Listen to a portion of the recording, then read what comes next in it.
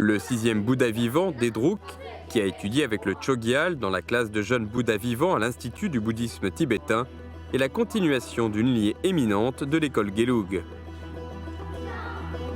Le deuxième Bouddha vivant, Dédruk, a été nommé régent par le gouvernement de la dynastie Qing pour assister le 12e Dalai Lama dans les affaires religieuses et administratives.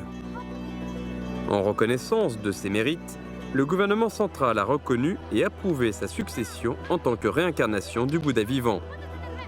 Selon les conventions historiques, s'agissant des lignées importantes du Bouddha vivant telles que le Dalai Lama, le Panchen Rinpoche et le Bouddha vivant Dédruk, les enfants incarnations doivent être sélectionnés par le biais du système de tirage au sort dans l'urne d'or. En juillet 2010, de nombreux représentants du gouvernement, Bouddha vivants et éminents moines, se sont réunis au monastère de Jokang.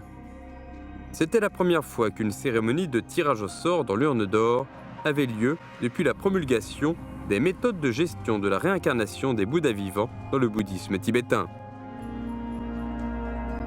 Le 11e Panchen Erdeni, Kyogi Gyalpo, tirera le nom de celui qui deviendra le 6e Bouddha vivant Dédruk dans l'urne d'or utilisée depuis plus de 2 siècles. Le 11e Panchen Erdeni, Kyogi Gyalpo, s'est prosterné devant la statue du Bouddha Sakyamuni et l'urne d'or. Puis il s'est dirigé vers l'urne d'or, en a enlevé le couvercle, a mélangé les supports à la main et en a tiré un. Le personnel a immédiatement soumis le support au commissaire spécial du gouvernement de la région autonome du Tibet. Losang Dorje, du district de Longzhou, préfecture de Shannan, a été confirmé comme l'enfant incarnation.